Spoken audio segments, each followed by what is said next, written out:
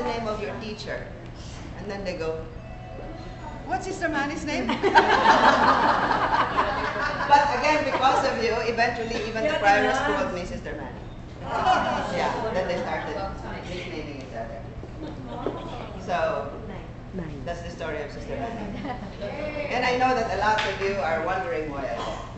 Because that has been a question in so many people's heads and hearts.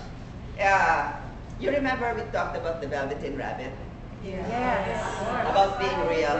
Yes. Once you're real, you can't be unreal anymore. Yes. And something like being ugly, and once you're beautiful, you can't be ugly anymore except to people who don't understand. Right? Yes. So anyway, I was teaching you that in school. But I was struggling inside because I became a little bit more critical of what was happening. I said, no, this is not nice. And I felt eventually I was just forcing myself to belong to the institution. Forcing? Yeah, forcing myself to belong. I had to behave in order to belong. Yeah. And I was just laughing like crazy outside because that's the way I laugh. And I was happy with the classes that I handled, you know. Remember, I used to squat with you on the grass, on the steps, on the table, wherever. And some nuns took that against me. Oh, no, religious decorum? No, but anyway, that's just the periphery. So I thought, well, let's face this. And I went through a battery of tests just to make sure that there was no stone left unturned. After all, it was going to be a second phase of my life. I was 40, 41.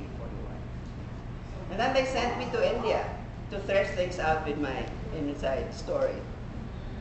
But the cover story was for me to go there to study world religion since I was the chairman of theology in college. So, magandang face in the back, cover up.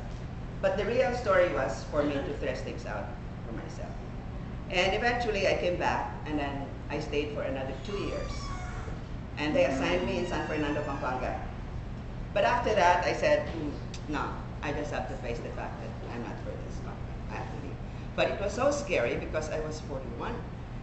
And I looked at the newspapers, the ads, they were looking for 21, 22, 24. What was I going to do? You know, I only knew how to teach piano because that's all I knew. And I could not teach because I didn't feel like teaching anymore, at least not at that point. So that was a leap of faith. It was a real leap of faith. Okay. You take me wherever you want. And I left on April Fool's Day.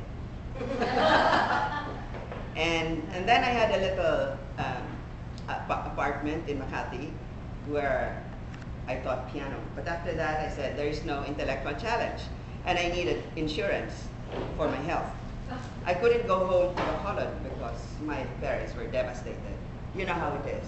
You have a mother and a father. Oh, what a shame. So I stayed.